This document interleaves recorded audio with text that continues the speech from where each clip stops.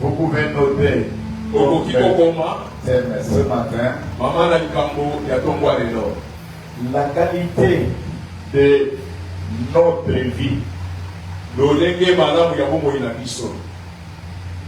est fonction de nos choix.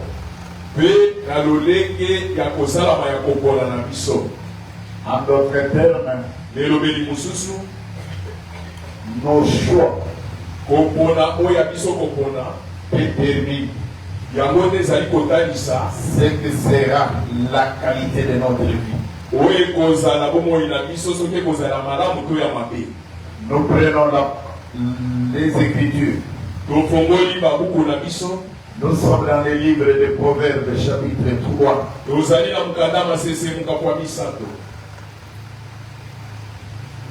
On nous lit le premier verset.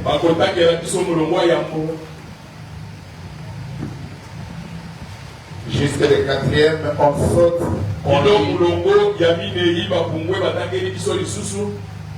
On saute. On nous lit. Non. On peut aller directement jusqu'à 10.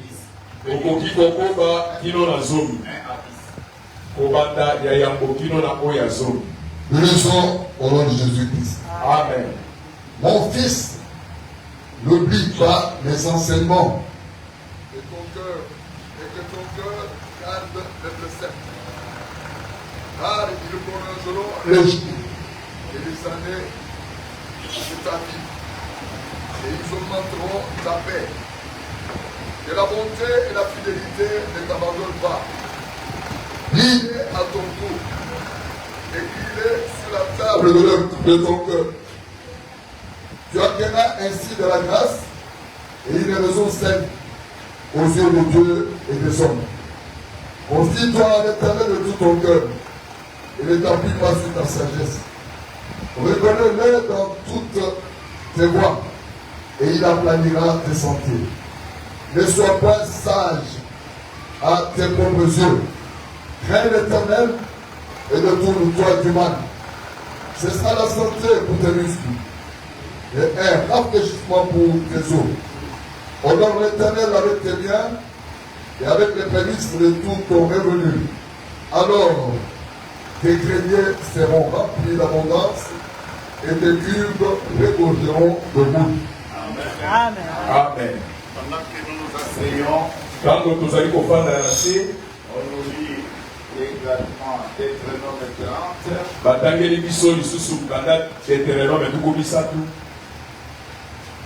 Là, on nous lit le premier verset.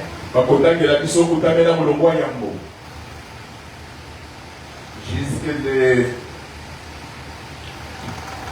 le troisième verset. Et on sort dans 19 à 20.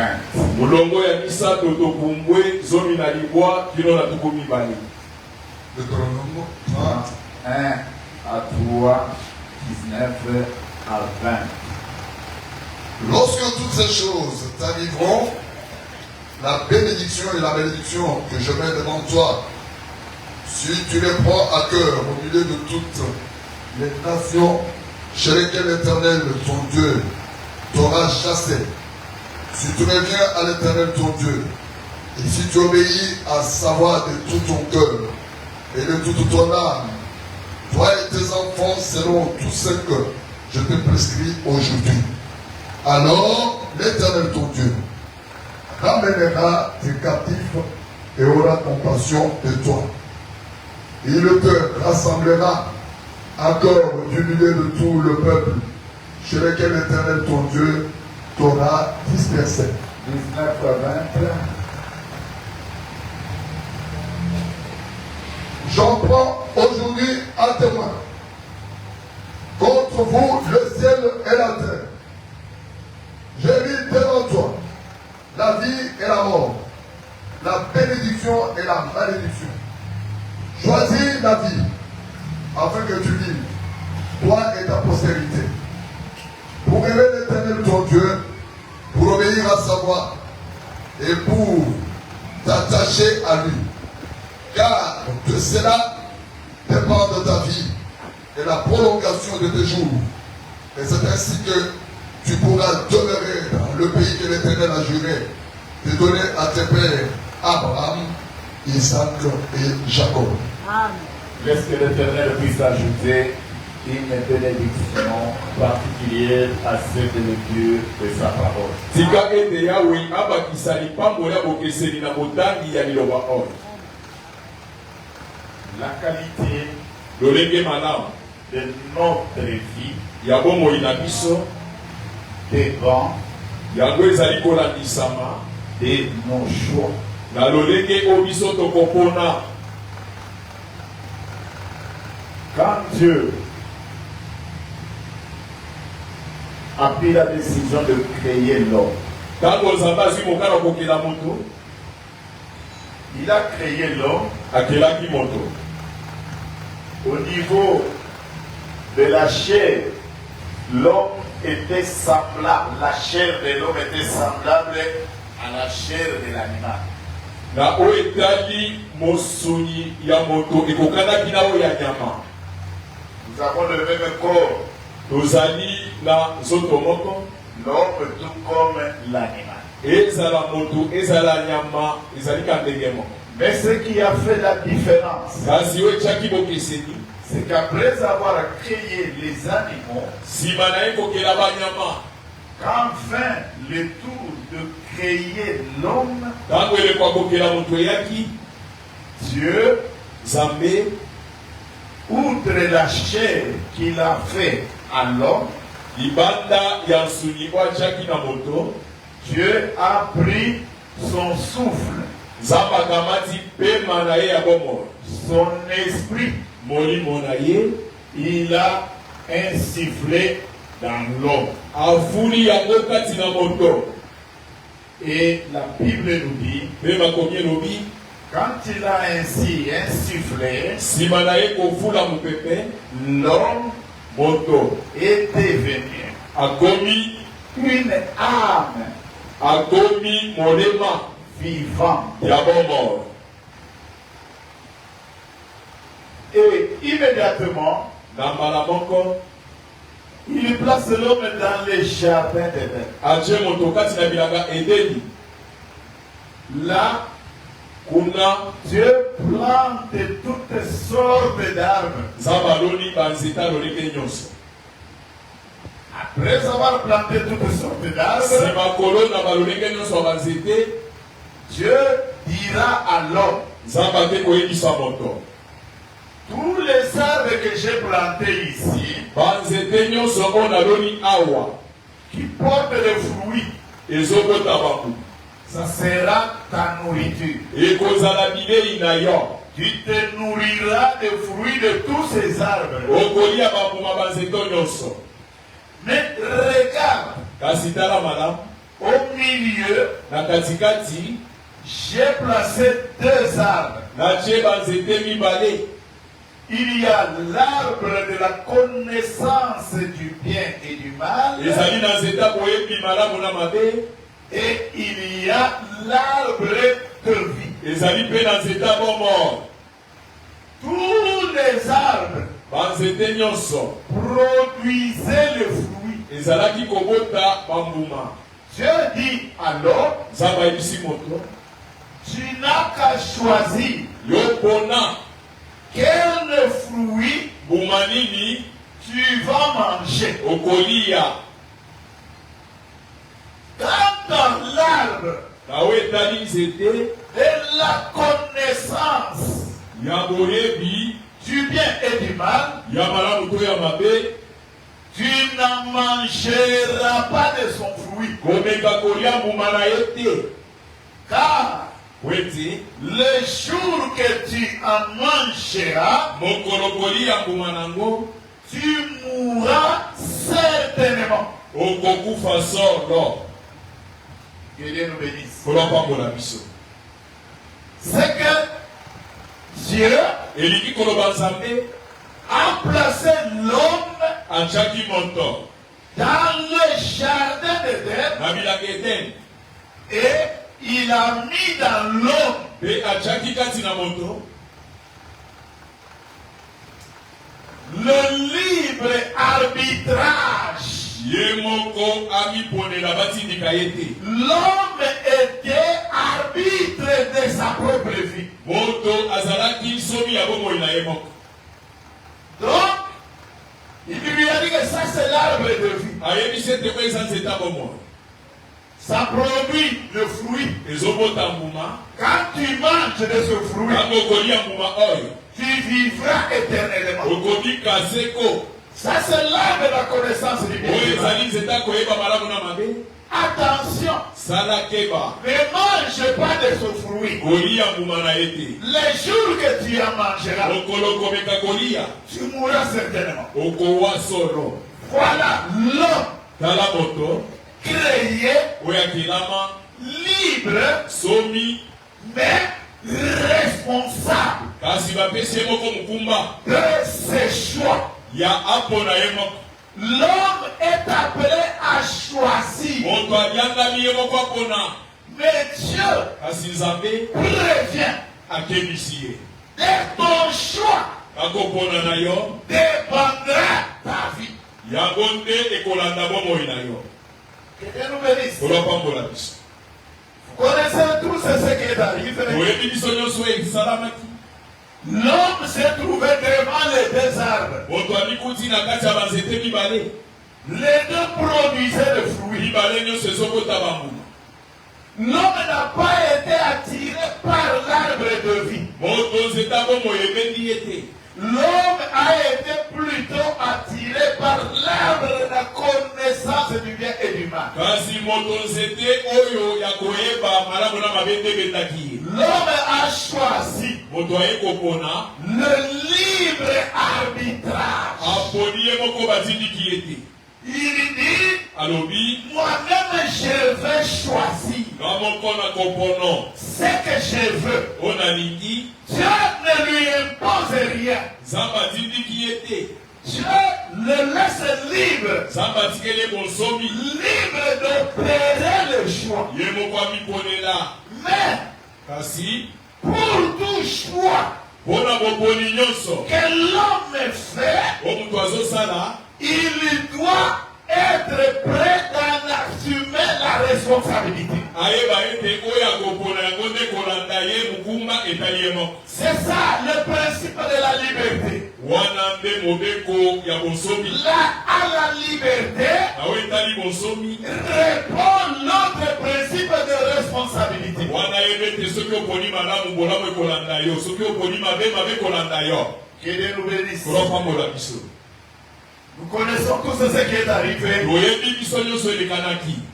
L'homme moto a choisi aponi de son propre chef na ye moko batindiki ye te de manger mpo alia du fruit de l'arbre de la connaissance du bien et du mal. kuma ya nzeta boyebi malamu na mabe. Amen. amen. Personne ne l'avait contraint. moko te atindikaki na makasi. C'est lui-même qui a choisi. ye moko nde amiponelaki. Et Dieu, mpe nzambe voyant ce qui est arrivé, ntango amoni ndenge moto aponi, Dieu, nzambe par amour pour l'homme, na bolingo mpo na moto, à cause de son choix, mpo na kopona moto aponaki, l'homme devait vivre esengelaki moto abika éternellement libela éloigné, séparé de Dieu. mosika na nzambe bakabwani mpe. Mais Dieu kasi nzambe va prendre l'arbre de vie ake kokamata nzete na bomoi pour l'éloigner de l'homme, mpo atinda yango mosika na moto, afin que l'homme ne mange pas po ete moto alia te du fruit de l'arbre de vie mbuma ya nzete ya bomoi, et qu'il ne vive éternellement dans cet état-là. mpe abika seko te na lolenge na ye wana. Amen. amen. C'est ainsi que Dieu avait mis au point le plan de la rédemption. yango nzambe atiaki mabongisi ya kosikola Comment relever l'homme lolenge nini akotelemisa su mutu de cette chute-là na bokwei oyo akweyaki pour ramener encore l'homme po azongisa lisusu mutu dans le sentier que Dieu avait préparé pour na nous. nzela oyo nzambe abongiselaki ye Et ce que nous appelons yango tobengi le chemin de la rédemption. nzela ya lisiko Que Dieu nous bénisse. kolopambola biso Comme déjà vous avez compris lokola bosi bososoli le fondement, la base de notre message. bomoku ya liteya na biso to mama likambo Nous sommes dans le jardin de Éden. ozali na bilanga edene L'homme est placé devant un choix. moto batie ye moko apona L'homme a opéré son choix. moto aponi na lolenge esepelisi ye Et de ce choix-là, na boponi oyo ya ye la vie de l'homme bomoi ya moto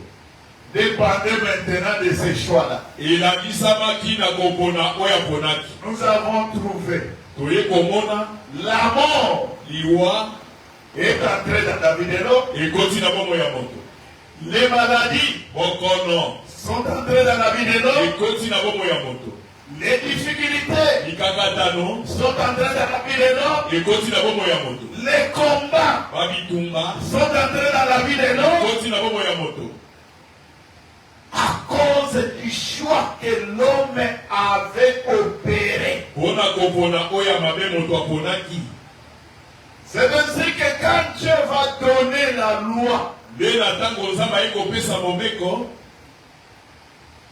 après avoir donné la loi, nsima na ye kopesa mobeko la Bible dit, bakomi etatoli c'est pour le bonheur ezalaki mpona bolamu d'Israël ya israele que l'Éternel Dieu nde yawe nzambe lui a donné apesaki ye une loi juste mobeko oyo ezali sembo pour son bonheur. mpona bolamu na ye Par cette loi, na nzela mobeko wana Dieu enjoignait à l'homme, nzambe abongisaki mpona moto si tu veux vivre, soki olingi obika si tu veux quitter ce chemin-là, soki olingi obima na nzela wana écoute maintenant, yoka sasa ipi choisis mpona d'obéir kotosa à mes commandements. na mibeko na ngai Si tu choisis d'obéir soki oponi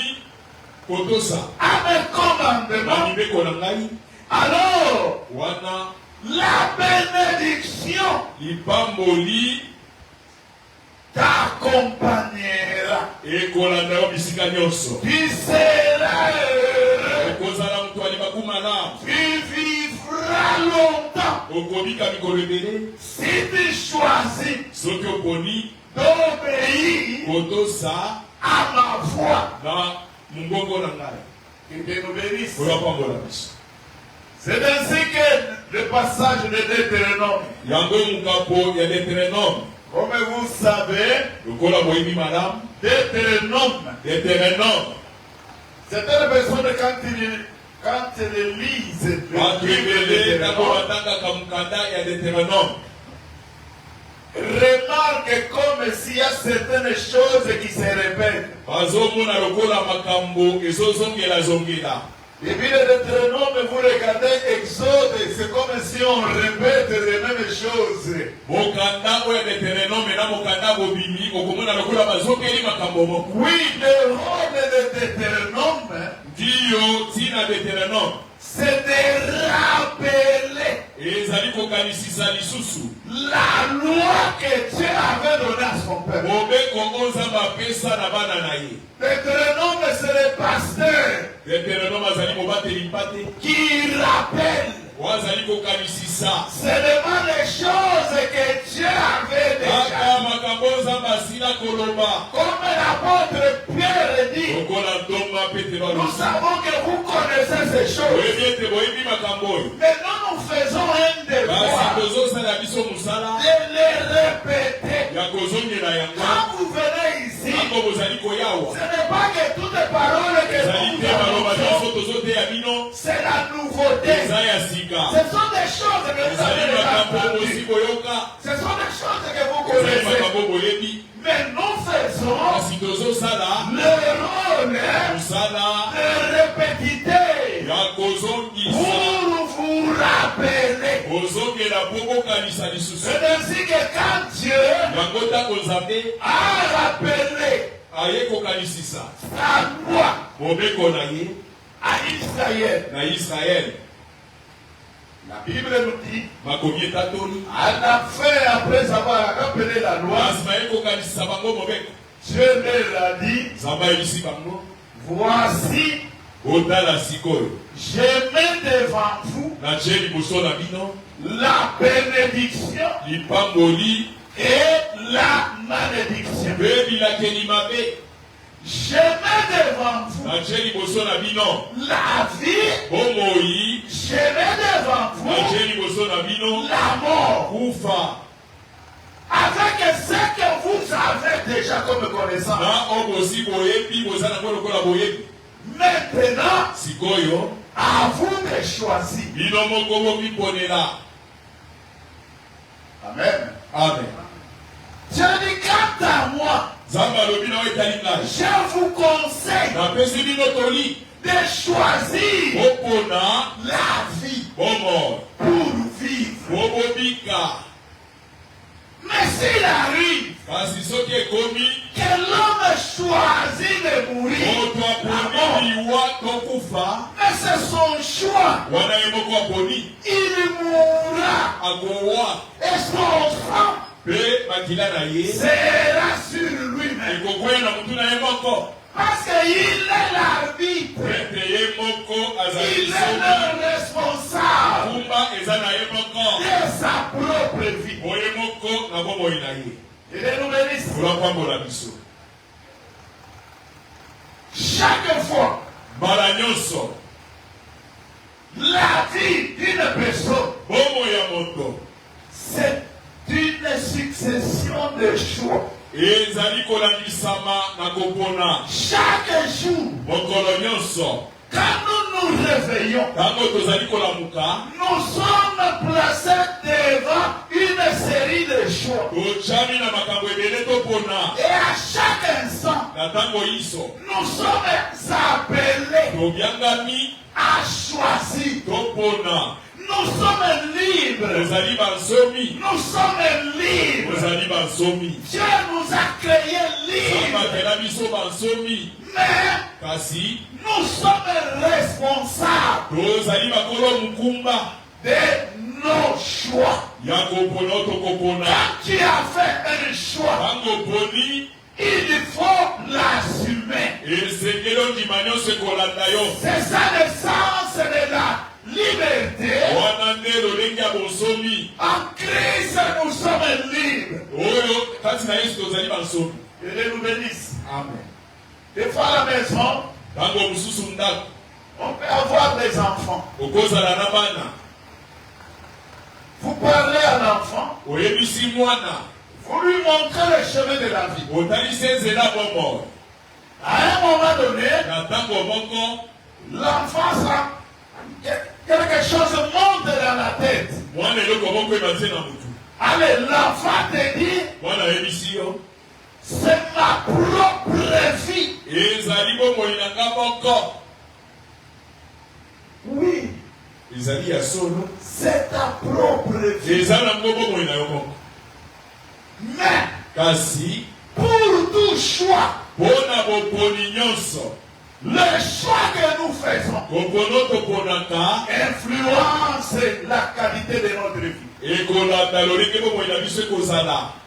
Que Dieu nous bénisse. Et ainsi que Dieu dit, un enfant de Dieu, quand une situation t'arrive,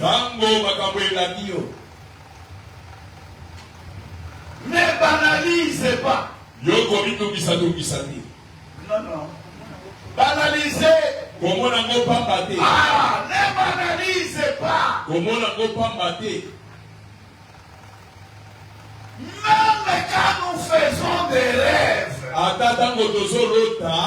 ne banalise pas. Dieu nous parle. Tantôt d'une manière, tantôt d'une autre. Et souvent, on ne prend pas garde. Que Dieu nous bénisse. Kurapambola biso.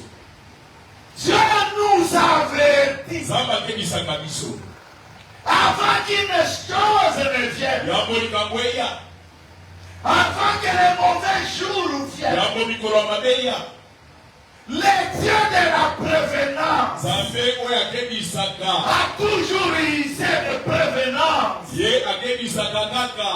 pour son peuple, Mpona libota na ye. pour ses bien-aimés. Mpona balingami na ye. Je préviens Nzambe akebisaka. pour que la personne Po ete mutu prenne des dispositions. ayeba ndenge akosala. Il nous bénisse. Kurapambola biso. Il dit quand ces choses est Alobi arrivées, ntango makambo ekokomela yo. prends cela à cœur. Zwa yango na motema. Prends cela à cœur. Zwa yango na motema. C'est alors Wana nde quand tu auras pris cela à cœur, ntango okozwa yango na motema.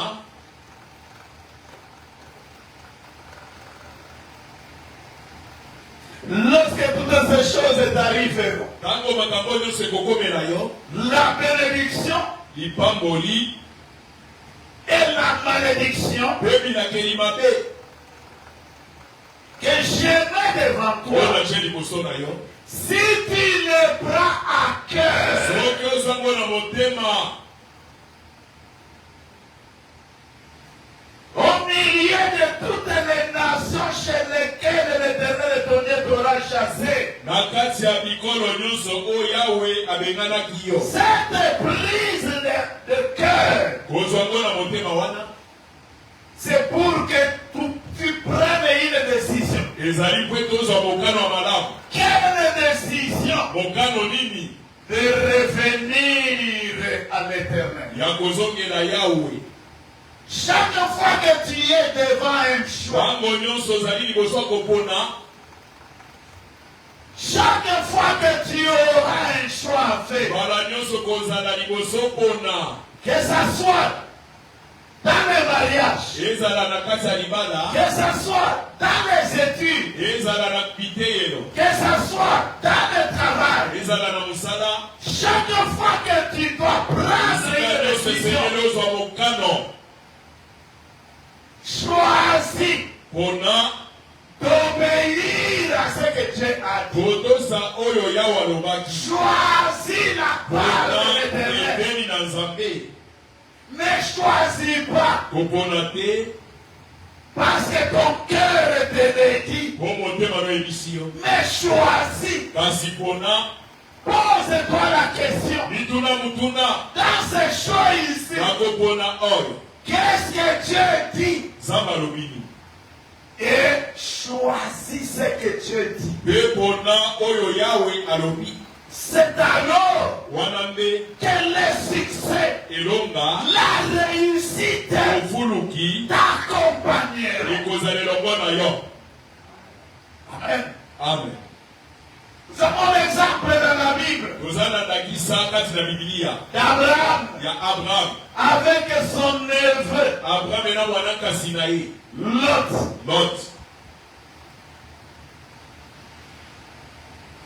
Il devait se séparer Esengelaki bakabwana.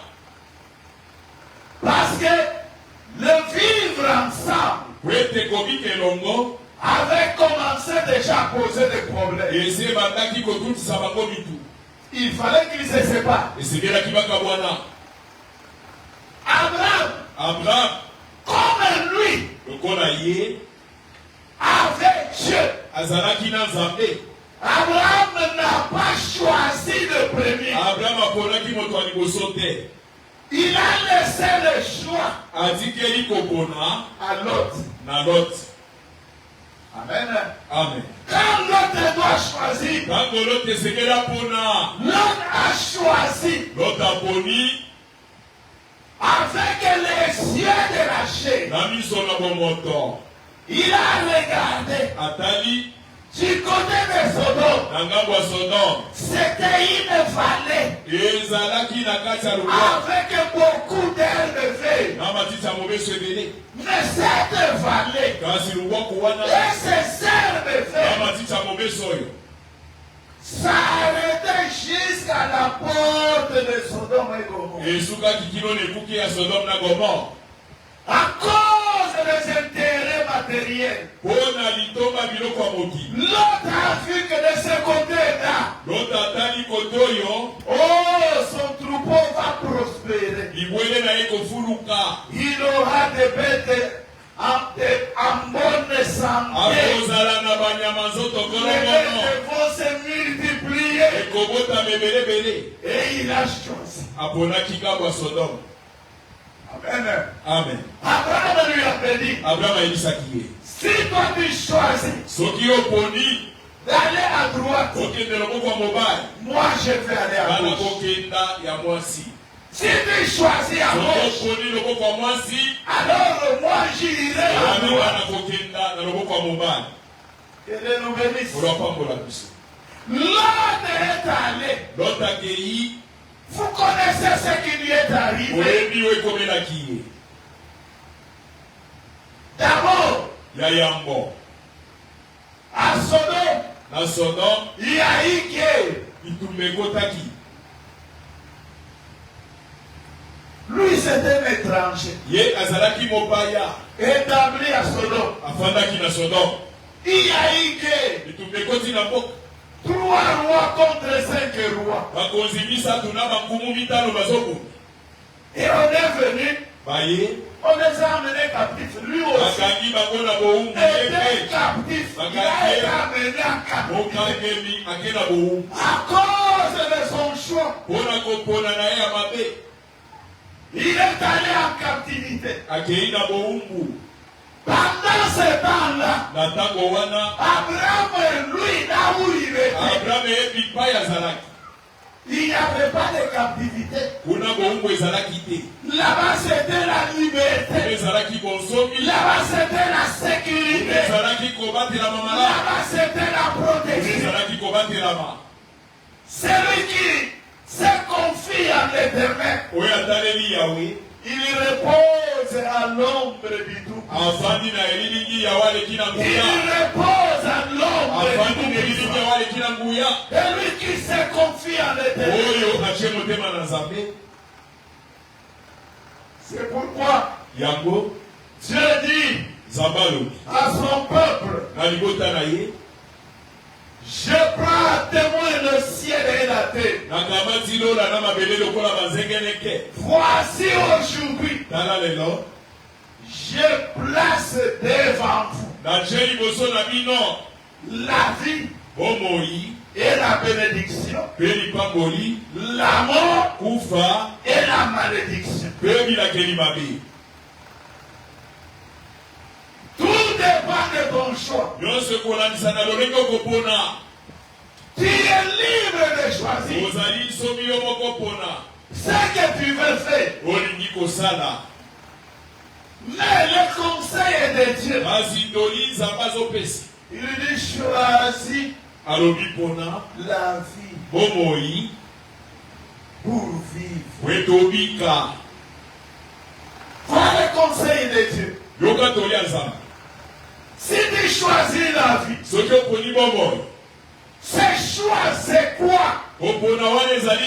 Ce choix c'est l'amour de Dieu, le respect de ses commandements, l'attachement à Dieu.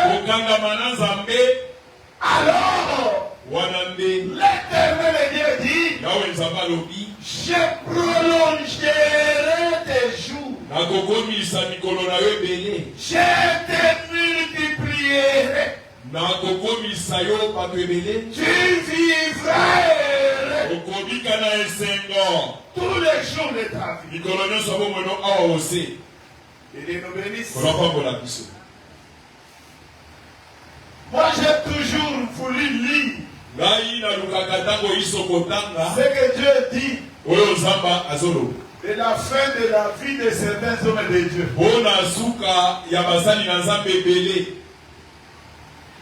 Il me dit David mourit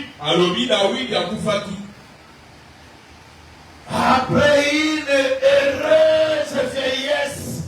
nsima ya kobika na esengo mpe na kimobange rassasié des jours. atondaki mikolo ebele Il est mort rassasié. akufaki na esengo ya kotonda mikolo ebele Rassasié des jours. atondaki na mikolo Après une heureuse vieillesse. nsima ya kobika kimobange ya esengo makasi. Amen. Amen.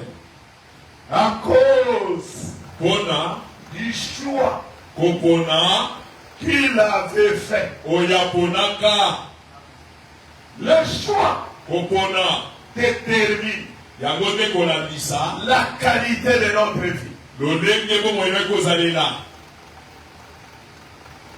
Il y a les gens qui accusent la famille. eza na bato bafingaka libota bakoselaka libota Comme je suis là, lokola na zao ils sont dans la famille, il y a passe. Et ne commence de combattre. Je vais te dire ce matin, nalingi koyebiso tongo lelo toutes les familles de la terre babota nyonso awa na se na moi ont toujours, chaque famille a ses problèmes. ezalaka kaka na makambo nango. Il n'y a pas une seule famille sur libota cette terre moko te awa ose qui est sans problème. oyo ezanga makambo. Les problèmes de la famille likambo ya libota peuvent t'affecter ekoki kokanga yo pendant que tu es encore enfant. ntango ozali nano mwana. Mais une fois que tu deviens adulte, ntango okomi mokolo ta vie bomoi na yo dépend des choix que toi-même tu auras fait. ekolanda lolenge yo moko kopolela. Ce n'est pas, ta vie ne ezali dépendra te pas bomoi ekolabisama te au de la famille et na là lolenge ya où tu libota es né. oyo botami La vie bomoi dépend des choix que toi tu as opérés. ekolabisa lolenge moko ponaki. Prenons le cas d'Abraham, tozwa ndakisa abraham le père d'Abraham tata ya abraham était un astrologue. azalaki mikudi. Amen. Amen. Parce que à Babylone, po ete na babilone c'était le fief wana nde ezalaki siège de la magie, bisika oyo soloki de ezalaki l'astrologie, ya bonganga nyonso de la sorcellerie. ya kindoki nyonso Babylone. na babilone. Nde bisika Abraham awuti. Amen. Amen. Son père c'était un astrologue. tata na ye azalaki mikudi to mandona. Mais quand Dieu vient frapper kasi ntango nzambe aye kobeta à la porte d'Abraham, na ekuke ya abraham la Bible nous dit makomi elobi abraham a choisi de partir aponi akende comme Dieu lui avait demandé. lolenge nzambe asengaki ye. Abraham a choisi abraham aponi d'obéir à atosa Dieu. nzambe C'est comme ça que wana nde quelqu'un qui est issu d'une famille, moto aza na libota il y a Misala Mabé est devenu une source de bénédiction. mwana nganga akomi etima mapamboli. Amen. Amen. Ote biso ba famille oyo biso tobota. Famille nyonso ezalaka na komba nango. Mais ta vie ne dépend pas de ta famille. kasi bomoi na yo Ta ezolabisaka te vie libota na yo dépend de te. tes choix. bomoi na yo ekolabisa te kokopona. Que Dieu nous bénisse. kolapambola biso Choisis d'obéir pona kotosa à la parole de Dieu. na liloba na yawe Et la vie mpe wana bomoi que Dieu avait préparée pour oyo toi, nzambe abongisa mpo na yo tu la vivras. okobika yango solo. Amen. Amen. Choisis d'obéir. pona kotosa C'est ainsi que devant les choix, wana nde liboso akopona choisissent toujours ce qui est conforme à la volonté de Dieu. Amen. Amen. Choisis ce qui est conforme à la volonté de Dieu. C'est ça qui est ta bénédiction. C'est ça qui est ta sécurité. C'est ça qui est ta protection. Que Dieu nous bénisse. Il y a eu famine du temps d'Abraham. Abraham est descendu en Égypte. Vous connaissez ce qu'il a fait en Égypte. Comme il s'est éloigné de l'autel, le lieu de rencontre avec Dieu, il s'est éloigné. Il est allé jusqu'à l'Égypte parce qu'il fuyait la famine. Arrivé en Égypte, atekaki mwasi na ye atekeli ye Pharaon en Égypte. Pour qu'elle vive, ateki mwasi na ye pesi Pharaon. Et Sarah a vécu dans l'âme de Pharaon, le commencé à Pharaon en Égypte.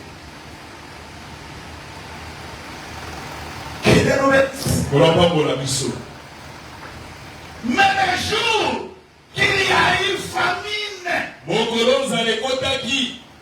temps d'Isaac, Isaac, le fils d'Abraham, il est planté l'ennemi. Alors bien qu'elle n'est pas Égypte, tel le père, tel le fils. Je lui dis, ne descends pas d'Égypte. Même s'il y a famine, demeure en ces lieux. C'est ici que je vais te bénir. Ne fuis pas pour moi en Égypte. Le salut ne vient pas de l'Égypte. La bénédiction ne vient pas de l'Égypte. Le salut, la bénédiction, ça vient de l'Éternel. Et Dieu te bénit là où tu es. Parce qu'il avait dit, je donnerai à la bénédiction d'entrer dans ta maison. Il dit, j'ai donné l'ordre. La bénédiction te cherchera. La bénédiction viendra là où tu demeures. Si tu es avec Dieu. Et Isaac a choisi de demeurer là où il était. Vous connaissez ce qui a eu. Cette année-là, l'Éternel est Dieu. Isaac planta. Dieu les bénit. Il devient riche. De plus en plus riche. Il est allé à s'enrichir. Il est devenu fort riche.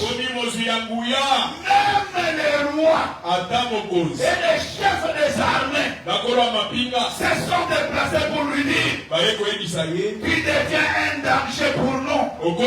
Parce que tu es devenu trop puissant. Que Dieu nous bénisse.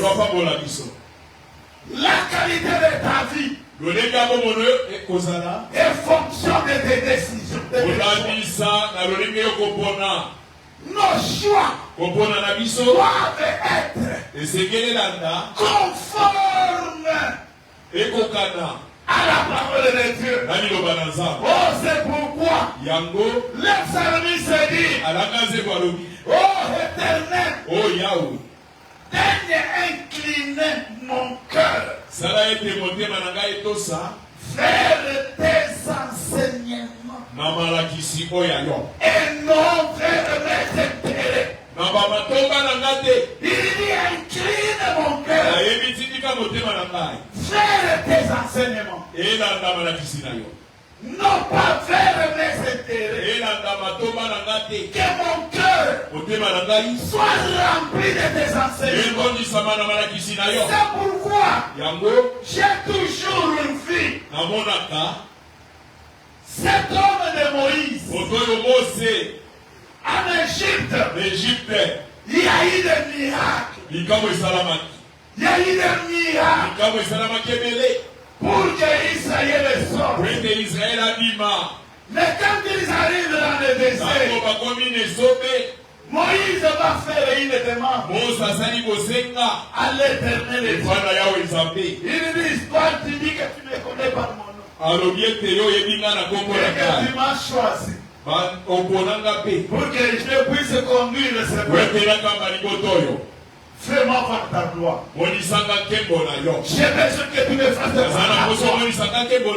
Je le regarde ici. Personne ne peut me voir et rester en vie. Moïse dit non. Il a dit que j'ai trouvé grâce. Fais-moi voir ta gloire. Bien-aimé, moi je croyais que Dieu va lui montrer la puissance. Je ne lui ai pas montré la puissance. Je lui ai dit, je vais te cacher. Je vais te cacher dans le creux. Je vais couvrir ma main devant. Comme ça tu verras mon dos. Tu me verras de dos. Et quand je vais passer, c'est à ce moment-là que je vais proclamer ma gloire. Et Dieu est venu. Moïse était caché dans le rocher.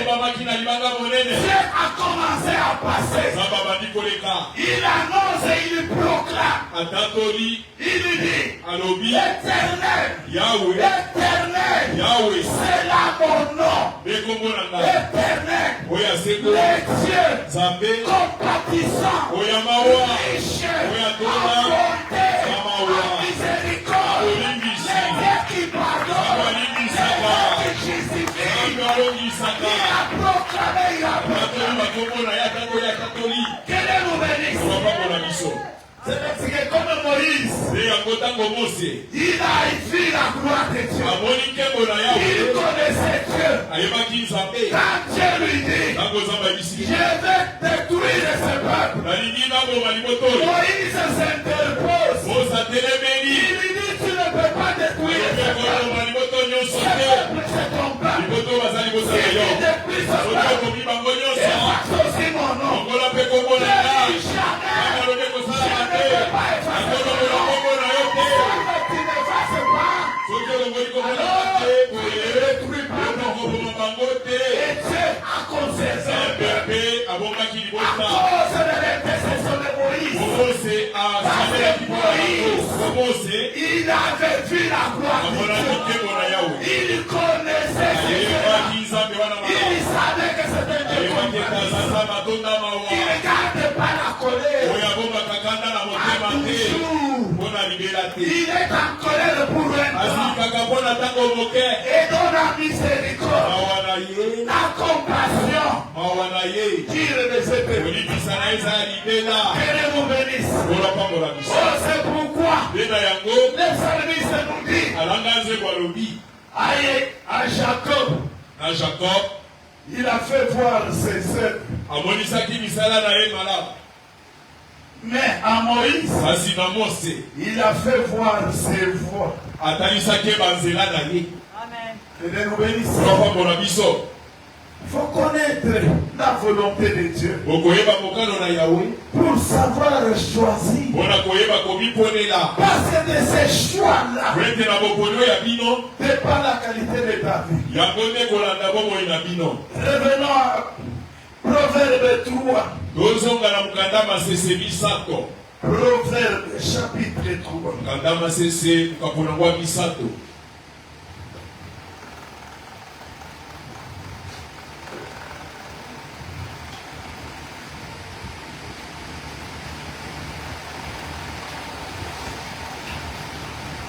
Proverbe chapitre 3.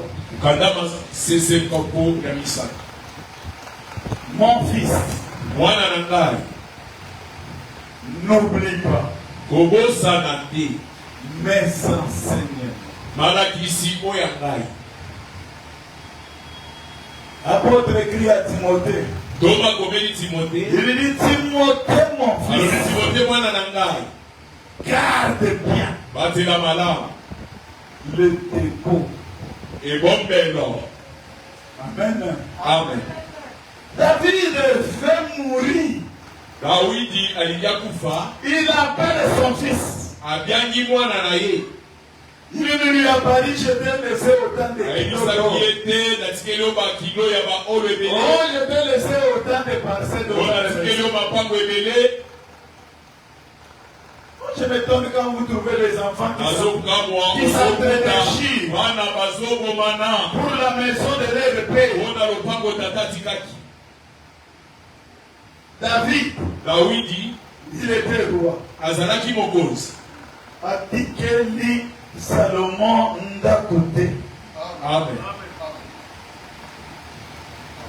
Mais atikela qui est au bel kondo ya Nzambe. Alléluia. Alobi kalama na Nzambe. Nde loko nazotikela yo. Reconnais-les dans toutes tes voies. Yeba ye ndima ye na banzela na nyonso. Garde ses préceptes, garde ses Asela enseignements, minyango na ye ses balakisi na commandements. ye mibeko na ye. Yango nde koaffermir royauté na yo. yango nde kosala ete bokonzi na yo elenda. Que Dieu nous bénisse. Olwapambola biso. Mutu azima mbongo muke, mutu ekomi likolo. Il croit que c'est lui qui est devenu le centre de la terre. akanisi ye nde mokili mobimba ekomi yaya soki ya À cause ya mbongo ka muke oyo. Il devient hautain, arrogant, moto alolendo lofundu impoli. moto abiseti. Parce que ça na mbongo. Frère, mbongo yango mutu oyo oza nango eza mponi. Eza mponi. Ona sekaka na Congo. Mutu ake asombi occasion d'Europe. asombi mutuka mondele asi asaleli. Vraiment d'Europe. oyo mondele asi asaleli yabwaki na fulu ya kuna. D'Europe de asina mobiele na ka. Ya sika d'Europe. ye koto azomelisa bato mai te. Papa, mundele akwaki. Yote olokoti. Et puis pour toi fini parce que à son temps là, il l'autre baninga basi babwaki. Papa, kosala na lolendo te parce que tu as quelque chose. po oza na mutuka okomi loleli. Sala na enjombo parce que ozali na Nzambe. Amen.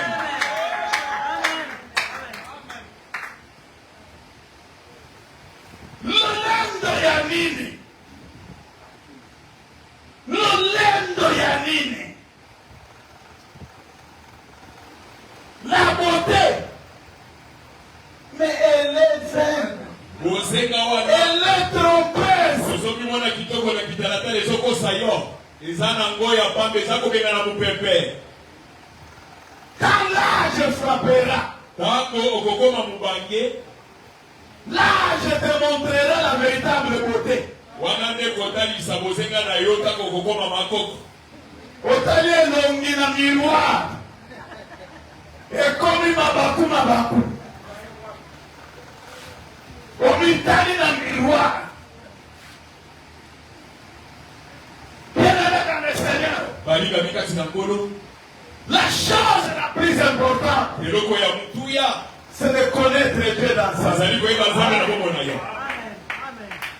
Pourquoi Jésus a dit à Marthe, yango yesu abisaki marte Marie na marie a choisi la bonne ali part. aponi eteni ya malamu Que personne oyo ne pourra lui motootaki enlever. motola ye yango Parce qu'elle a choisi etaponi d'être au pied du azala na maître makolo ya mokonzi pour tirer l'instruction du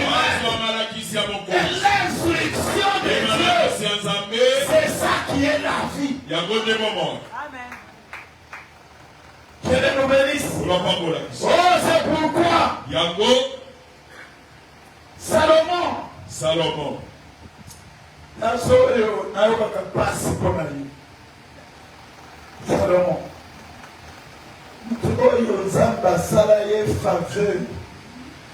Aucun roi mokonzi sur mokonzi cette terre awa na se na moi n'a eu des biens comme Salomon. azwa biloko ebele lokola Salomo te Kamba assuré ye que avant toi et après toi, ezala liboso na yo mpe nsima na il yo n'y en aura pas de plus riche que toi. mokonzi akozala na bozwi koleka ya yo aza te akozala mpe te Amen. amen Il nous parle ici. azolobela biso awa Pourquoi on a dit ça comme erreur il y a Salomon. Quand je lui demande-moi tout ntango ce que tu veux. nzambe atuni Salomo senga nyonso oza nango posa Il a demandé asengaki ce qu'il croyait oyo akanisaki mieux. ya malamu La sagesse pour conduire le peuple. wanya po akamba libota ya nzambe Mais il a oublié abosani de demander la sagesse kosenga bwanya pour conduire sa propre vie. wakamba bomoi na ye moko Et il était un grand roi. azalaki nkumu munene Il a dirigé avec beaucoup de sagesse. akambaki na bwanya ebele Mais regarde sa vie. asitala bomoi na ye moko C'était une catastrophe. ezalaki buluye te makama Et après sa mort, nsima ya kufa na ye son fils mwana na ye n'a pas su garder le pays dans l'unité. akokaki kobomba libota na bomoko te À cause mpona de Salomon. Salomo ndenge amikamati Que Dieu nous bénisse. olapambola biso Mon fils, n'oublie pas mes enseignements. mwana na nga kobosana malako na nga te Tu peux tout oublier. okobosana nyonso Tu peux oublier les logarithmes. okobosana nyonso Tu peux oublier les cologarithmes. okobosana bamathématique otanga na classe Mais kasi les enseignements malakisi de Dieu, ya nzambe ça n'oublie jamais. yango kobosana ngo te Amen. Ça n'oublie jamais. wana komeka kobosana soko moke te Que ton cœur motema na yo garde mes préceptes. ebomba minyango na ngai Les préceptes, c'est quoi? minyango ezali nini Les préceptes, minyango ce sont les règles qui dictent la bonne conduite. ezali mibeko ememaka moto atambola malamu Comment marcher? olenge nini okotambola Ce sont ces règles-là ezali minyango qu'on wana appelle les préceptes. nde babengi minyango Il dit que ton cœur, alobi motema na et yo pourquoi il a dit, je scelle ta parole dans mon cœur, yango alobi nazosalela liloba no na motema na afin ngai de ne pas pécher contre nde toi, bazumuka liboso na yo te et que ta parole mpe liloba na yo est une lumière, ezali pole une lumière ezali mwinda pole sur mon sentier. na nzelo nazotambolela Garde-le dans ton cœur. batela yango na motema Chaque fois que tu auras un choix fait, ntango nyonso olingi opona fais le choix selon l'enseignement que tu as reçu, onasengele na selon le malakisi précepte qu'il y a dans ton olakisa cœur. minyango eza na motema na yo Ne prends pas un choix à la légère. okona na pete te Quand tu dois choisir, esengeli opona sache que ton choix nete kopona na va yo impliquer ta vie. ekobebisa bomono mobimba to kobomisa Que yango Dieu nous bénisse. bapambola biso Et ce sont ces enseignements-là, ezali malako wana ces préceptes-là, minyango wana qui prolongeront nde ekobakisela yo les jours et les années mikolo na mibu de ta vie. ya bomoi na yo Et qui augmenteront ta paix. e ekobakisela bakimia Tu vas vivre longtemps. okobika mikolo ebele Garde les enseignements. olingi obika mikolo ebele batela balakisi na nga batela minyango na nga Ils multiplieront ekobakisela yo tes jours. mikolo akobika Et ils augmenteront ekobakisela yo ta paix. kimia na yo Amen. Amen. La Bible nous dit, Point de paix pour les méchants. La paix. Et ceux qui procurent la paix. Car ils seront appelés fils de Dieu. Celui qui est de Dieu, il a la paix. Amen. Rien ne peut étroubler. Parce que Dieu, il est au contrôle de toutes les choses. Même quand je traverse les vallées de l'ombre de la mort, je ne crains rien. Parce que toi, tu es avec moi. Avec Dieu, jamais seul. Jamais seul. Toujours accompagné. Il a dit, je serai avec vous jusqu'à la consommation. Les dieux en qui tu as cru, il ne t'abandonnera jamais.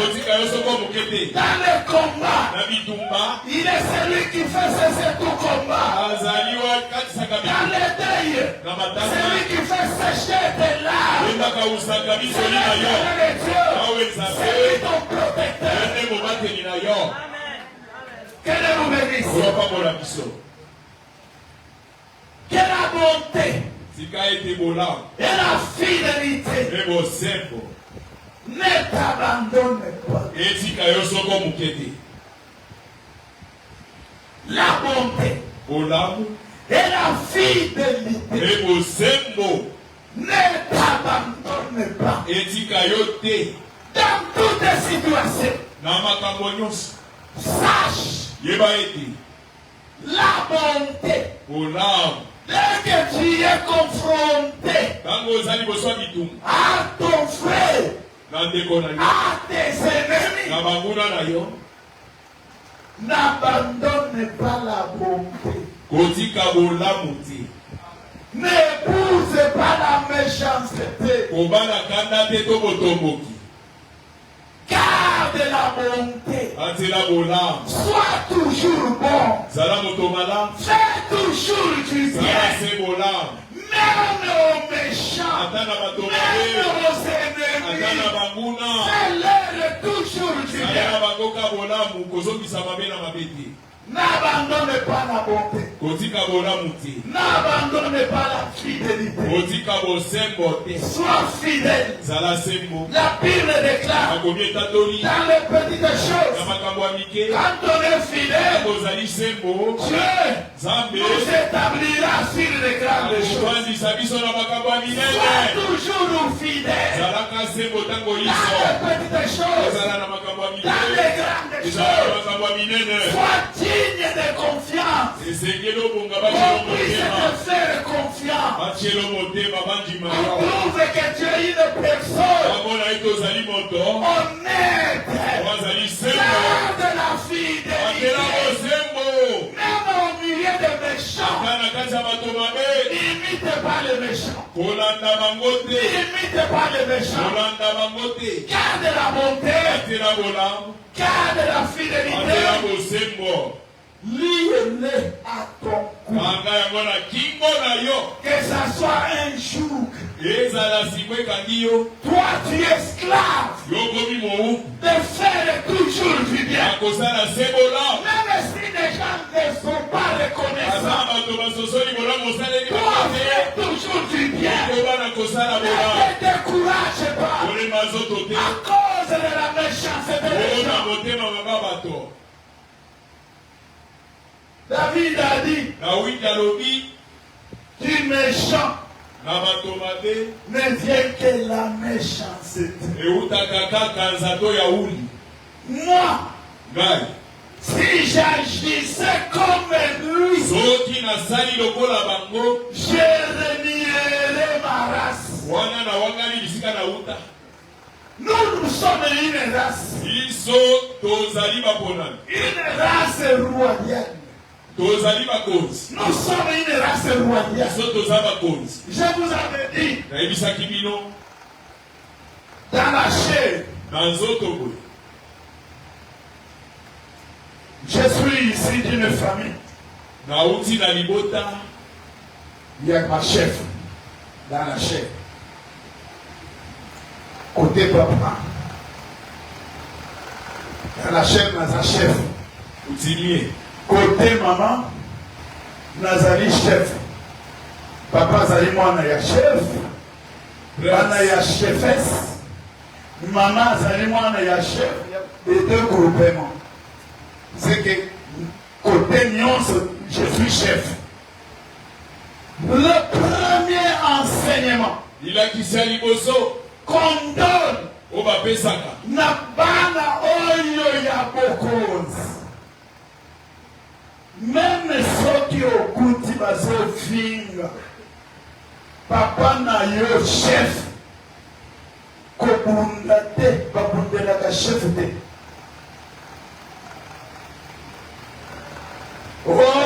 Oye, inde, papa, papa wana, afini yo. Chef, a rapporta kabiloko ya ndenge wana te. Le chef voit tout, le chef connaît tout, mais le chef fait grand miroir, il ne dit rien. Atikala kababa, alobakate, azongisakate. Oui, Afrique chef. L'air akoya. Aïe na présence ya chef. Et là, quand il y a les voitures akoya, aïe na bonjour chef. Umela seko. Mais Afrique là qui est. Na mubanzi kuna sikisero. Mais aïe na présence ya chef. Bonjour chef. Akomi loko la sam. Que Dieu nous bénisse. Ola pambo la biso. La bonté et la fidélité. Ola mupebo sembo. Wanande ya biso juke. Kanisa bona kingo. Kanisa biso na kingo. Liele à ton cou. Kangango na kingo na yo. Garde-les dans ton cœur. Oba ngona motema na yo. Pour ne jamais les oublier. Weto me kate kobosa rango mkolomoko. Amen. Amen. Et quand tu auras fait ces choix-là, tu acquerras ainsi la grâce et une raison saine. Intelligence. Devant aux yeux de Dieu et des hommes.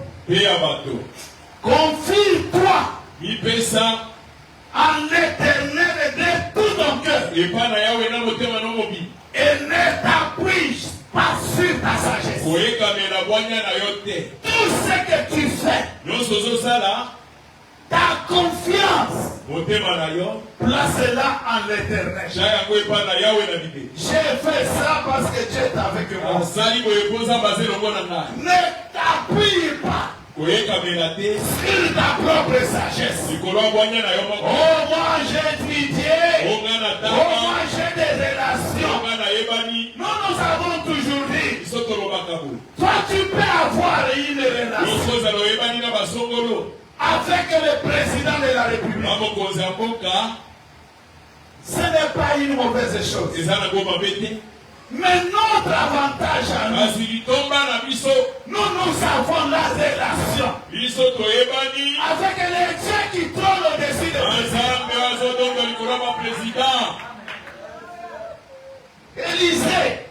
Élisée a dit à cette femme, la femme de Sunem, elle a dit, qu'est-ce que nous pouvons faire pour toi? Toi, je parlais à ton sujet au roi. La femme lui a répondu, ça ne sert à rien. Moi, je suis au milieu de mon peuple. Je n'ai pas besoin de la protection spéciale du roi.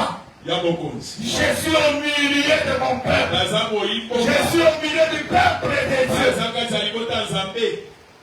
Frère, le régime change. Mais le règne de Christ, son règne à lui, n'a pas de fin. Son règne à lui est éternel et vrai. Que Dieu nous bénisse. C'est pourquoi confie-toi en l'Éternel. Ne t'appuie pas sur ta sagesse. Ne t'appuie pas sur tes relations. Ne t'appuie pas sur ton travail. Confie-toi.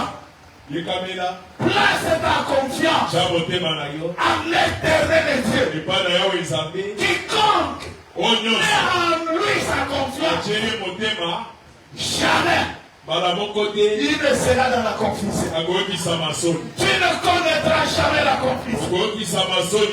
Mets ta confiance en l'Éternel. Ne t'appuie pas sur pauvre sagesse. Reconnais-le dans toutes tes voies. Et reconnais-le dans toutes tes voies. Et il aplanira tes sentiers. Reconnaître sa deux dimensions. Reconnaître Dieu dans toutes tes voies. La première dimension, c'est la reconnaissance, la gratitude. On dit soyez reconnaissants en toutes les choses. Au salim, au salim, au simbongo. Sois reconnaissant. Yeba ke nzambe nde asali ke oswa. Amen. Amen. Car l'or et l'argent, ça lui appartient. La terre et tout ce que ça appartient à l'Éternel.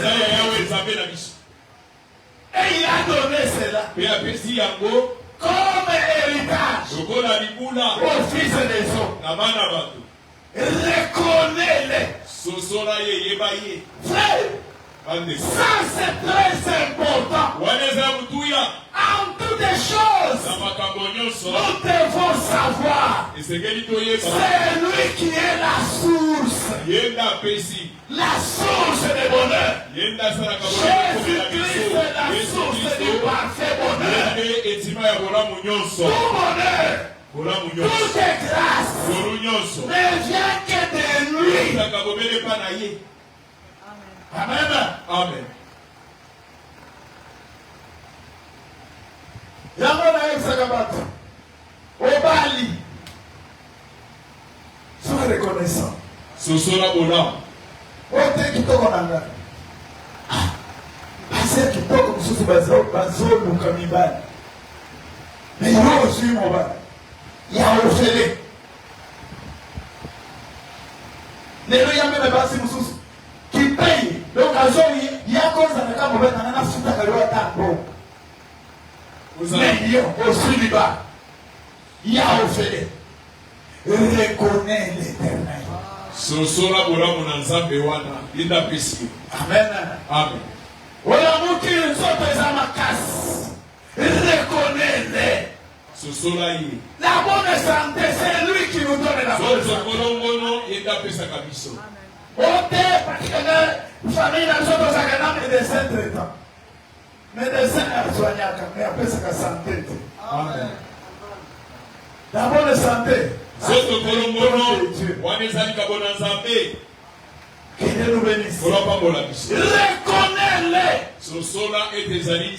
dans toutes tes voies.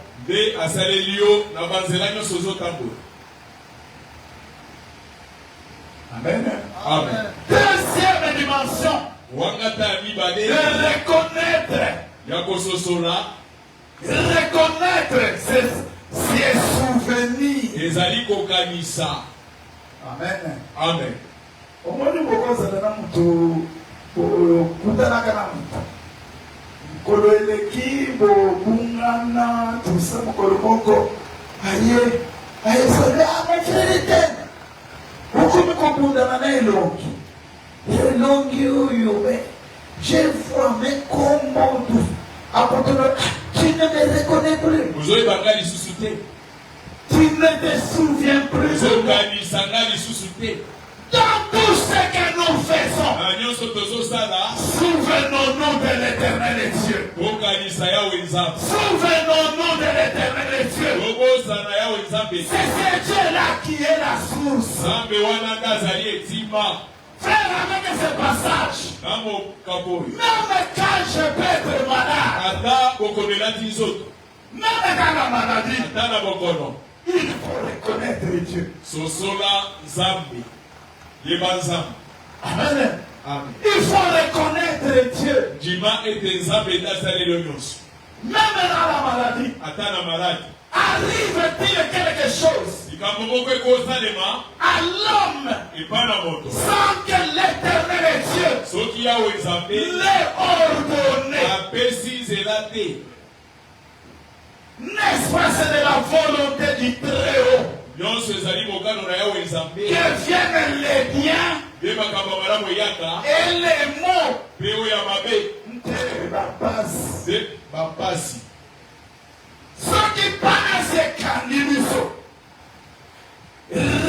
reconnaissons l'éternel. Il y a une source qui Satan grade nous-mêmes. Nalingina yebisa yo baike bapesa Satan pouvoir oyo aza nango te. Il kaka likambo moko ata projet eta molite. Je savais pandoki oyo ya famille oyo mutu akokokende liboso na famille oyo te. Nalingi na yelisa yo popasi eswa yo Nzambe ifwa ye moko apesa nzela.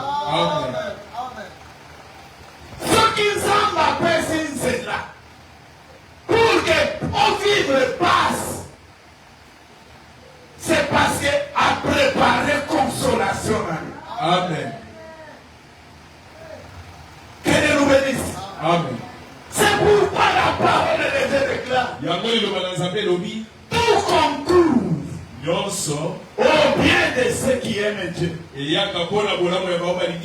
concourt au bien de ceux qui aiment Dieu. Nous ne pouvons pas donner la gloire à Satan. On est Satan kakande à ça. Satan pour ça, le fond Nzambe autorisé. Amen. Satan n'avait pas le pouvoir de toucher à la vie des gens. Asenga qui autorisation pas inanza. Amen. Satan ça n'a pouvoir. La Bible déclare celui qui est dans ma main. Personne ne peut le toucher, ne peut le vie. Yo avons entendre ndoki ya ibota ya kangola yo akobotola. Wana Nzambe ya ndengeni. Nzambe oyo qui a créé les cieux et la terre. Lui qui appelle à l'existence. Yo na loboko na ye. Ndoki ataye de chef en Wabando. Ils vous feront la guerre. Jamais ils ne vous vaincront. Car moi, l'éternel de Dieu, je prise avec eux. Je les connais dans toutes tes voies.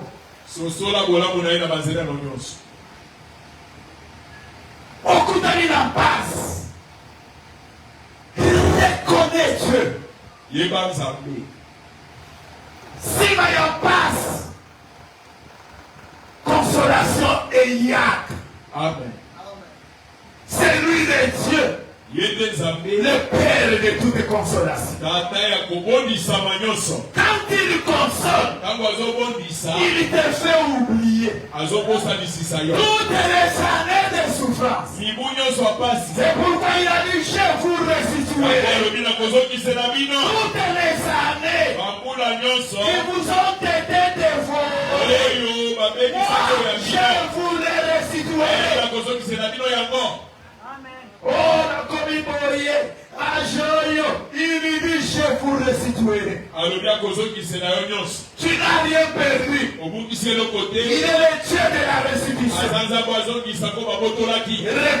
Reconnais-le dans toutes tes voies. Et il aplanira tes sentiers. Onyonso bangomba. Onyonso babitumba. Il aplanira. Akotia kimia. Amen. Que Dieu nous bénisse. Ne sois point sage à tes propres yeux. Crains l'Éternel et détourne-toi du mal. Amen. Amen. J'ai toujours dit, Kristo bakilisto olie tobanga bandoki banga nde lisumu. Amen. Amen. Amen. Ndoki akoki kosala yo eloko moko te, me loko ya kobanga nde lisumu. Amen. Lisumu nde afongolelaka ndoki porte. Lisumu nde kosala ke bato bakomi retrouve na lifedo. Lisumu iya bato mosusu babangaka lisumu mpo azobanga maladi. Maladi okoki koguérir, frère. Mais le péché n'a pas de guérison, frère. Le salaire du péché, c'est quoi? C'est la mort, frère. Que Dieu nous bénisse. Si tu te détournes de tout mal, alors ça sera la santé pour tes os. La santé pour tes muscles. Et un rafraîchissement pour tes os. Donc l'issue n'est qu'au fond de la porte à malade. Ceux qui ont bangi l'issue, au début de tourner dans l'issue, Bible et le ça sera la santé pour tes muscles et un rafraîchissement pour tes os. La bonne santé, c'est le produit de la crainte de Dieu. Dieu nous donne aussi la bonne santé. Attention, j'ouvre la parenthèse. Je ne dis pas que ce que nous appelons, ça signifie qu'à ce moment. Ce n'est pas ce que je dis. Ce n'est pas ce que je dis. Mais il y a la maladie, et ça a la conséquence de la massou. Amen. Je ne sais pas si je me fais comprendre. Malade ezali état ya faiblesse ya nzoto. Faiblesse ya nzoto. Kozala misala mingi. Surmenage. Kozanga pongi ya malamu. Kozanga kolia ya malamu, ngonga malamu. Ebote na kabiso pe ba mandadi. Amen. Amen. Mais il y a ba malade mosusu. Oyo ezali fruit ya masumu. Pourquoi Jacques dit que quelqu'un parmi vous était malade? Qui il appelle les anciens. abenga bampaka ligomba Baya kosambela ye. S'il a commis quelques péchés, soki asumukaki les péchés lui seront pardonnés. masumu ne wana ekolibisama. Amen. Amen. Donc toute maladie ne bokono pas nyonso de péché. euti na masumu te. Amen. Amen. C'est une parenthèse. wana ezalaki mikoloto Parce qu'il y a mpona pongoli des gens qui comprennent dès que po bato mosusu bayokaka ka ndenge mosusu. c'est pourquoi ces choses nous les disons en présence de beaucoup de témoins. yango makambo tolobaka yango liboso ya banzengeleke ebele Et Dieu nous bénisse. kolapambola biso. Ça sera la santé pour tes muscles ekozala nzoto kolongolo mpona misisa na yo et un rafraîchissement pour tes os. mpe kimia mpona mikuwa na yo 9. ya libwa. Honore l'Éternel. pesa limina na yawe tosa nzambe. Oh, c'est la phrase ici là. Ok.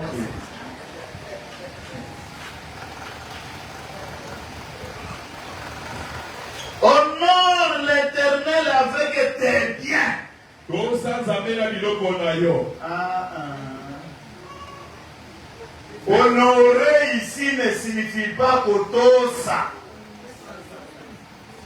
Honorer Nzambe, kokumisa ye na biloko na yo, kopesa ye biloko na yo, pona kotémoigner gloire na ye. pesa nzambe lokumu na biloko na yo. Kumisa Nzambe na biloko na yo, biloko na yo biso. Tout est bien. biloko no nyonso. Biloko biso. biloko biso.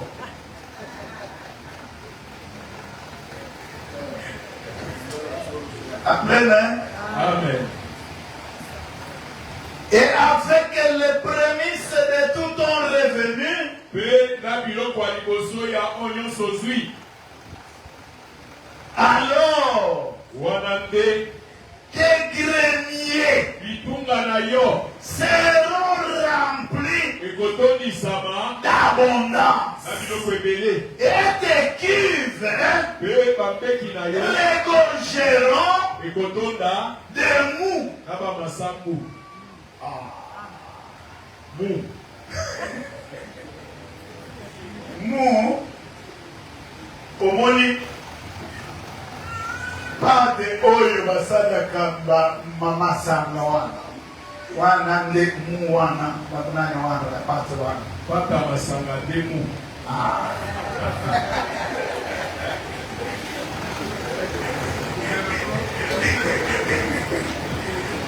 C'est un bon interprète. Amen. Hein? Amen. Qu'est-ce que la parole peut nous dire? ilobelobi nini? Toyokaka, tomilelaka souvent. Blocage. libanga. Vraiment, Nicolo, nazo salva, ça bloqué. Nabandaki mombongo la komi bloqué. Osale loko, okomona kaka di, blocage et collage. Je ne sais pas comprendre. Olingi ko comprendre. La parole de Dieu te donne l'explication. liloba epesi ondimbola. Soki omoni ba blocage, pose-toi la question. bituna mutuna. Est-ce que Mumbongo en oyo ozo vivre blocage? Produit nango honoraka nango Nzambe. Produit nango pesa kango pesa. Amen. Hein? Amen. Kumisa Nzambe na biloko na yo nyonso. C'est alors wana nde que tes greniers libombelo na yo ekotonda meke. Amen.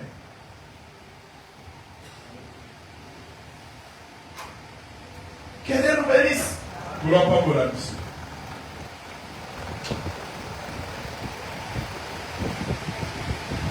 Oyebi na Mboka, il y a les gens pratiquent la religion animiste. Hein?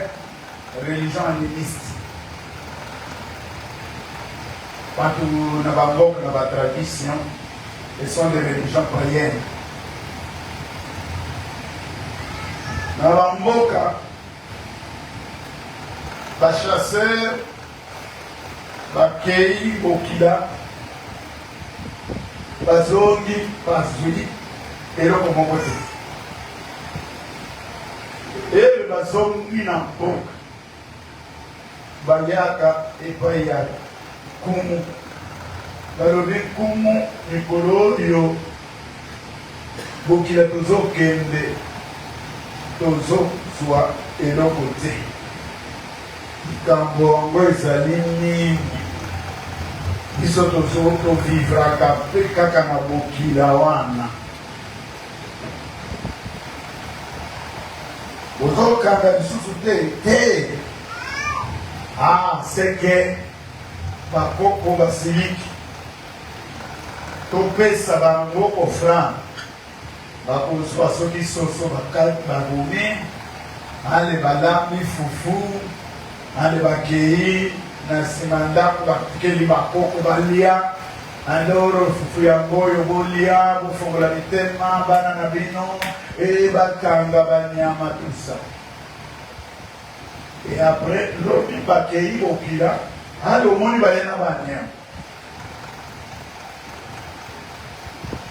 Ça c'est la religion animiste.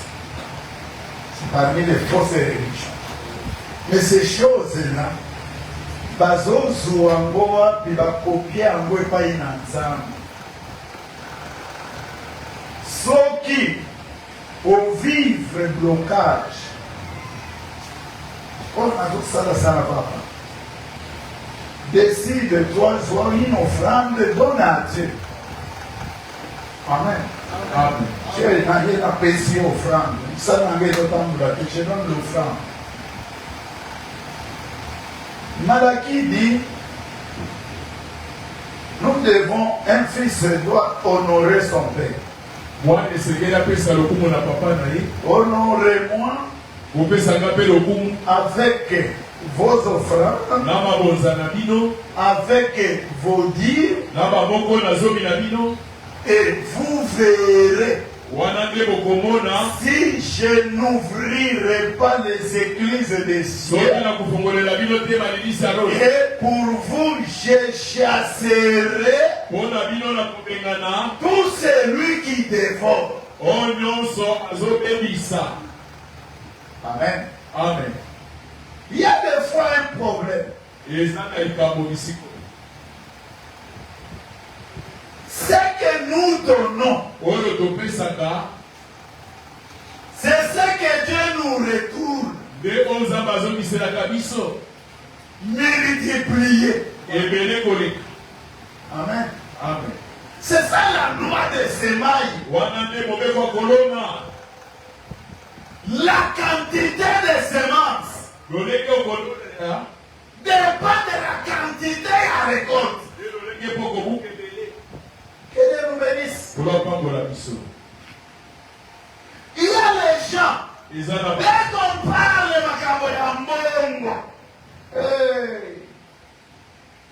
les gens quand les gens sont montés. Bongo des amis.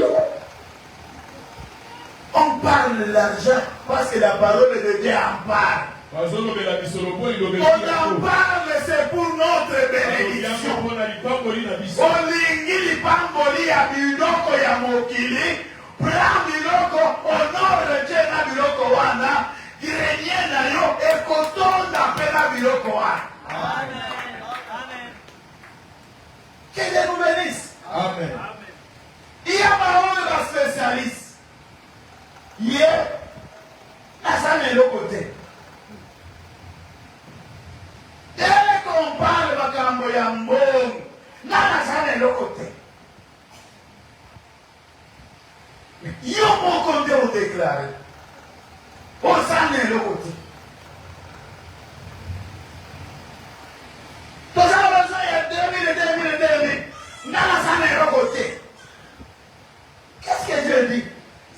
Alobini. Lokola alobi ke asane lokote. Prenez ce qu'il a là. Moi, ensemble, je vais prendre ce qu'il a. Nzambe na kobotola. Nzambe nde ayebi ce que toi tu as. Yo yebi si batolobi je n'ai rien. Nzambe qui connaît ce que tu as, il dit je prendrai même ce qu'il a. Je vais donner à celui qui a. Que Dieu nous bénisse. Amen.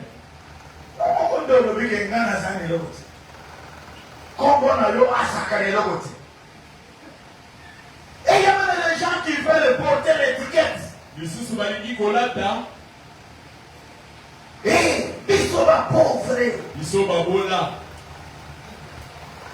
Pauvre yonana kayomoko. Pauvre kaka yomoko. Oh, bisoba pauvre.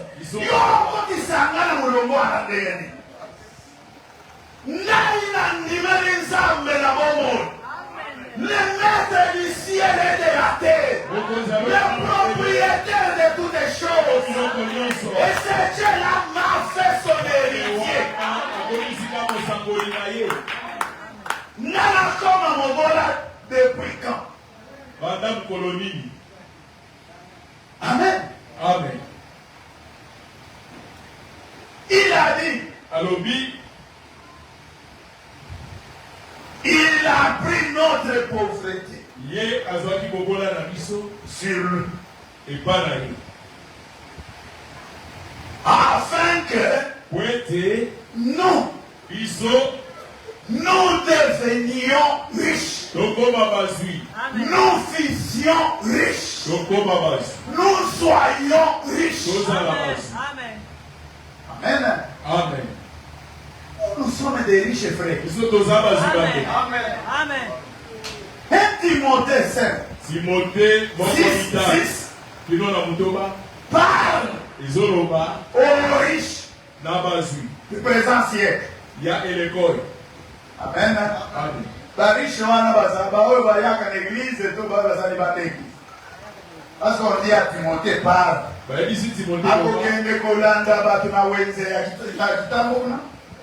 Ce sont les riches qui sont dans l'église. Mais si quelqu'un choisit d'être pauvre, mais c'est un choix. La qualité de ta vie dépend de ton choix. Mais quant à moi, jamais je ne choisirai la pauvreté. Parce que Dieu m'a rendu riche. Dieu t'a rendu riche. Dieu nous a rendu riches. C'est que nous, quand Dieu nous regarde, il nous appelle les riches. Amen. Moi je ne suis pas ce que les hommes disent. Moi je suis ce que Dieu dit. Oh, Dieu dit que toi tu es riche. Alors qui peut contredire Dieu? Comme il a dit que moi je suis riche, c'est ainsi que la foi de la richesse honore l'Éternel avec tout tes biens et tes greniers remplis-donc. Na bamasa et tes kives et coton na ba vigne. Que Dieu nous bénisse. Amen. C'était aussi un choix. Comment les hommes réfléchissent?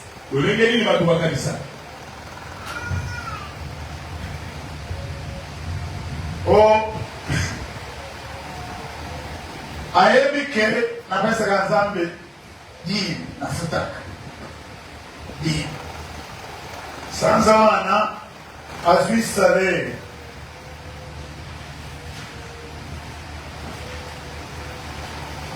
Il sait que salaire ce qu'il y a pas ensemble ezali oyo etikali nde yangai na jouir.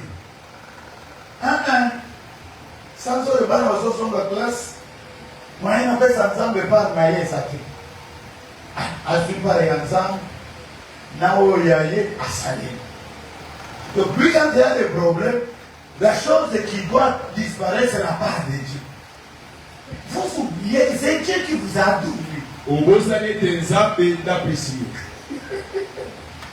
Quand on parle ensemble, il y a un moment il faut y aller résoudre le problème. Si Malango, croyant que tu as résolu le problème, peut-être parler ensemble, ils ont 100 $. Aussi, en gros, au salaire, là, on résout le problème. Au moins, il faut foutre. Au moins, il faut honorer. Tu as cru que tu as résolu le problème de 100 $. Une porte s'ouvre, tu as un problème de 500 $. Ce qu'on fout ensemble sans nager, cette porte ne s'ouvrirait pas. C'est quoi au lieu, il y a 100 € que tu devais payer. Tu es amené à payer maintenant 500.